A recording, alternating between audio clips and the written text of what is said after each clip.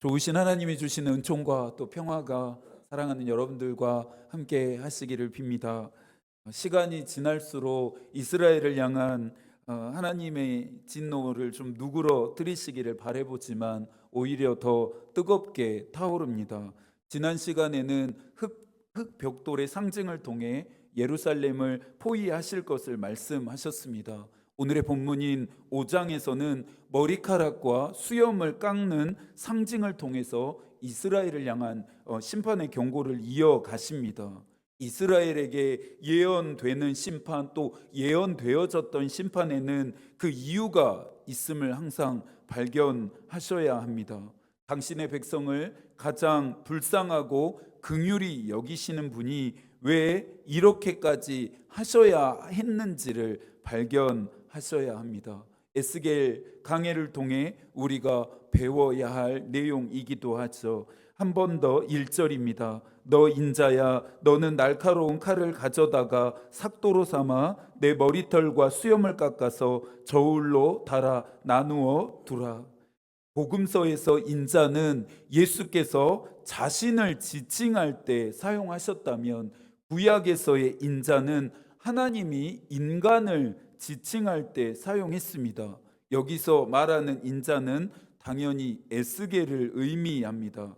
하나님은 에스겔의 머리카락과 수염을 깎아서 저울로 달아 일정하게 나눌 것을 말씀하십니다. 심판의 이유를 생각하면서 심판을 예고하는 이 상징의 의미들도 함께 생각해 본다면 훨씬 더 본문의 풍성한 이해와 만날 수 있습니다. 왜 머리카락과 수염을 깎는 상징일까요? 이것은 당시 문화적, 종교적인 배경을 알아야 합니다. 머리와 수염을 깎는 행위는 제사장들에게는 율법으로 금지된 것이었고, 그래서 머리카락과 수염을 깎는 것은 제사장으로서의 직분을 더럽히는 행위였습니다. 다음으로는 깊은 애도를 해야 했을 때 머리카락과 수염을 깎았습니다. 참회나 사별이나 전쟁의 패배 등과 같은 깊은 애도가 필요한 일이 있을 때에는 이스라엘 백성들이 머리카락과 수염을 깎았습니다. 마지막으로 머리카락과 수염을 깎는 행위는 불명예와 수치에 해당되는 일이었기에 굴욕적인 행위라 할 수 있습니다. 예언자인 에스겔은 말만 하지 않았습니다. 사명의 무게를 온 몸과 삶으로 감당해내고 있습니다. 스스로 자신을 더럽히고 불명예와 수치를 뒤집어쓰며 애도할 때나 할 만한 행동을 하는 그를 바라보는 사람들은 장차 자신들에게 닥칠 미래를 이 에스겔이 보여주고 있음을 빨리 깨달아야 했습니다. 그러면서 에스겔의 이 행위를 거울 삼아 똑같이 하면서 하나님 앞에 회개해야 했습니다. 머리카락과 수염을 깎는다는 것이 이스라엘 백성들에게 어떠한 의미가 되는지 하나님은 잘 알고 계셨기에 이 행위가, 에스겔에게 말씀하신 이 행위가 이스라엘 백성들에게 큰 울림이 되기를 바라셨습니다. 이제는 심판의 이유를 찾아보아야겠습니다. 6절을 함께 읽습니다. 그가 내 규례를 거슬러서 이방인보다 악을 더 행하며 내 율례도 그리함이 그를 둘러있는 나라들보다 더하니 이는 그들이 내 규례를 버리고 내 율례를 행하지 아니하였음이니라. 이방인들보다 더 하나님의 규례와 율례를 행하지 않았기에 지금 이스라엘은 심판을 받습니다. 이 내용은 7절에서 다시 한번 강조되어집니다. 하나님의 백성다움은 세상 사람들과 구별되어짐입니다. 이 구별되어짐은 하나님의 규례를 지키고 율례를 행함에 있습니다. 이스라엘이 이방인보다 더 못한다라고 하는 이 책망은 그들이 얼마나 죄악된 삶을 살고 있었는지에 대한 반증이기도 합니다. 11절의 말씀도 함께 읽어볼까요? 그러므로 나 주 여호와가 말하노라. 내가 나의 삶을 두고 맹세하노니 내가 모든 미운 물건과 모든 가증한 일로 내 성소를 더럽혔은즉 나도 너를 아끼지 아니하며 긍휼을 베풀지 아니하고 미약하게 하리니. 우리가 아는 하나님이 맞습니까?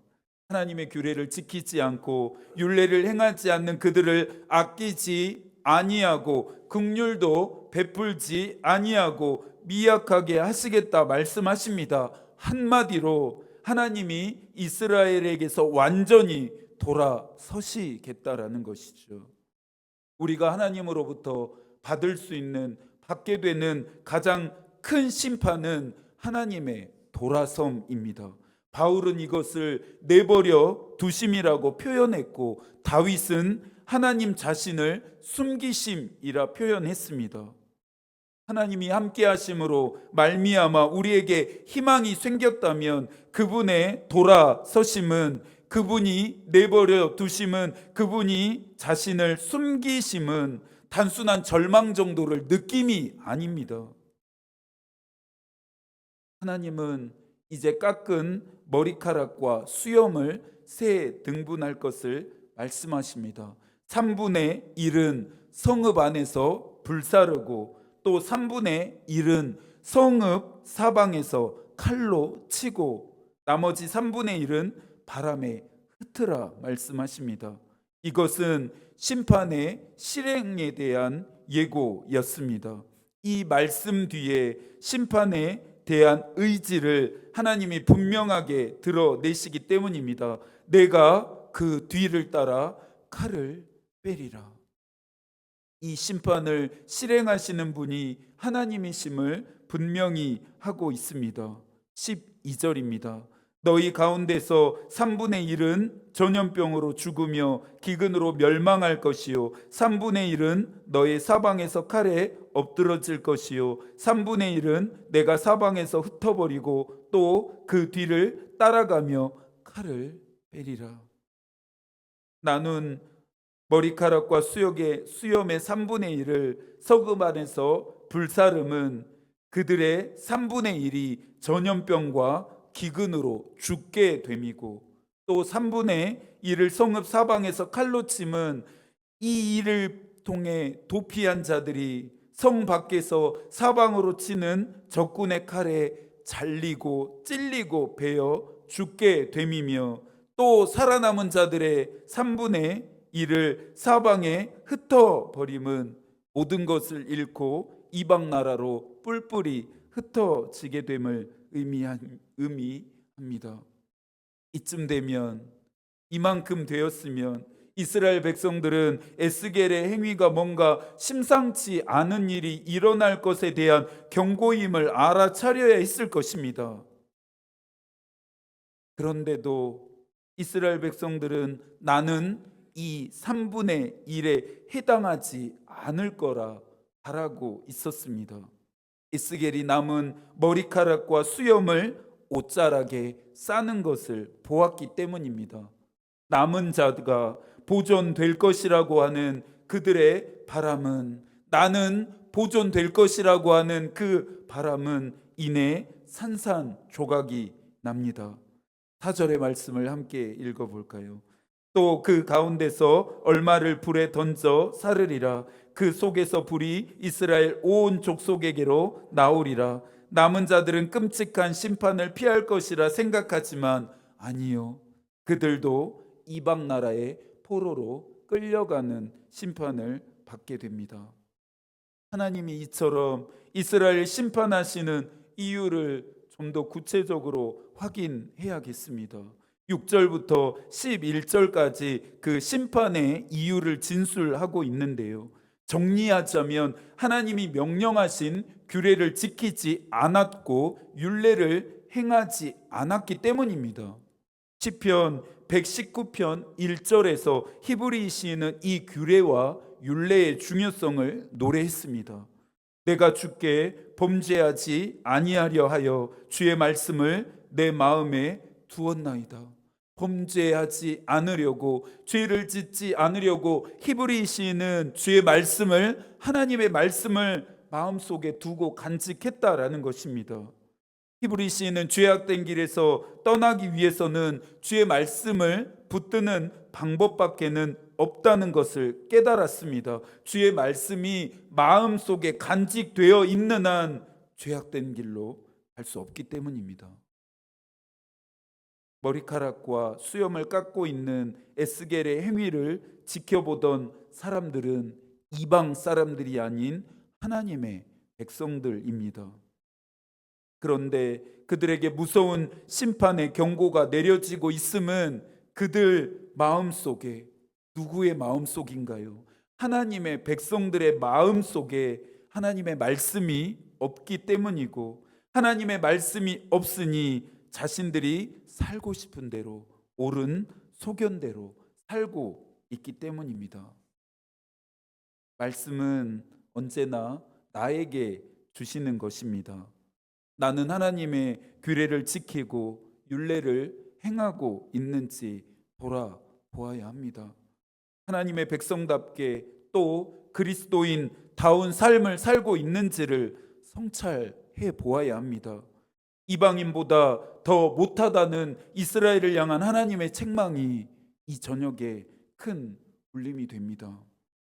여러분은 하나님을 믿지 않는 사람들보다 더 나은 삶을 살고 있다고 자신하실 수 있으신가요? 그들과 구별되어진 삶을 살고 있다 확신하실 수 있으신가요?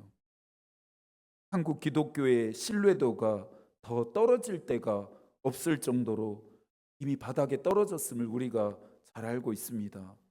물론 이런 사회적인 통계가 기독교의 모든 것을 대변한다 할 수는 없습니다. 그러나 한국 교회와 그리스도인들은 이 결과를 무겁게 받아들여야 합니다. 그러면서 주일 오전 예배 때 에베소 교회에 향한 그 책망처럼 우리가 어디서 떨어졌는지, 왜 신뢰를 잃어버렸는지, 또 잃고 있는지를 돌아보고 돌이킬 수 있어야 합니다. 한국 교회가 다 같이 노력하면 좋겠지만 안 되면 나부터라도, 우리부터라도 시작하면 됩니다. 13절의 말씀도 함께 읽어볼까요? 이와 같이 내 노가 다한즉 그들을 향한 분이 풀려서 내 마음이 가라앉으리라. 내 분이 그들에게 다한즉 나 여호와가 열심으로 말한 줄을 그들이 알리라. 이 심판이 언제 끝날까요? 이스라엘을 향한 하나님의 심판은 도대체 언제 끝이 나는 것일까요? 진노가 이스라엘 백성들에게 모두 다 쏟아 부어진 다음입니다. 그때가 돼야 비로소 하나님이 분노를 가라앉히시겠다 말씀합니다. 이스라엘을 향해 들끓고 있는 하나님의 진노의 열기가 느껴지십니까? 12절까지 해서 하나님의 심판이 끝난 줄 알았더니 이것은 시작에 불과했습니다. 하나님의 백성이 이방 나라의 모욕거리, 수치, 조롱거리, 두려움, 경고가 됩니다. 16절과 17절도 마지막으로 한 번 더 읽어볼까요? 내가 멸망하게 하는 기근의 독한 화살을 너희에게 보내되 기근을 더하여 너희가 의뢰하는 양식을 끊을 것이라. 내가 기근과 사나운 짐승을 너희에게 보내 외롭게 하고 너희 가운데 전염병과 살육이 일어나게 하고 또 칼이 너희에게 임하게 하리라. 나 여호와의 말이니라. 기근과 독화살, 사나운 짐승, 칼, 듣기만 해도 무시한 표현들입니다. 루터가 수도사가 되기로 결심한 것은 하나님에 대한 공포 때문이었다고 합니다. 어느 날 자신 곁에 떨어진 벼락을 보면서 하나님의 의로 심판하시는 무자비하신 하나님, 그 누구도 하나님의 심판을 피할 수 없다라는 공포를 느끼게 됩니다. 하나님께로부터 오지 않은 이 공포, 이 두려움은 수도사가 된 루터를 끊임없이 괴롭혔습니다. 이후에 탑의 체험이라 불리우는 사건을 통해 루터는 이 공포를 극복합니다. 비텐베르크 한 성당의 한 탑에서 하나님의 말씀을 연구하던 중 하나님은 무자비하신 분이 아니라 예수 그리스도를 통해 모든 사람을 의인으로 받으시는 사랑의 하나님임을 발견합니다. 루터가 하나님의 사랑과 만난 것입니다. 루터가 진정으로 회심하는 순간이었습니다. 에스겔서는 우리에게 무자비한 하나님이 아니라 사랑의 하나님을 만나게 해주는 책입니다. 에스겔서를 계속해서 읽어가면서 여러분이 알게 되고 경험하게 되고 깨닫게 되겠지만, 이스라엘을 하나님이 이토록 무섭고 끔찍하게 심판하시는 이유는 그들을 정말로, 그들을 또 절절히 사랑하시는 그 마음 때문입니다. 심판은 사랑의 또 다른 이름이 됩니다. 혹시 하나님의 책망이 여러분의 마음을 때리고 있습니까? 그렇다면 감사하십시오. 여전히 하나님이 여러분을 사랑하신다는 증거이기 때문입니다. 예수께서는 하나님을 사랑하는 사람은 그의 말씀을 반드시 지킨다 말씀하셨습니다. 하나님의 말씀을 읽고 또 묵상하며 행하시는 남은 한 주가 되기를 소망하고, 하나님의 마음이 우리의 기도가 되고 하나님의 뜻이 우리의 길이 되기를 빕니다. 아멘.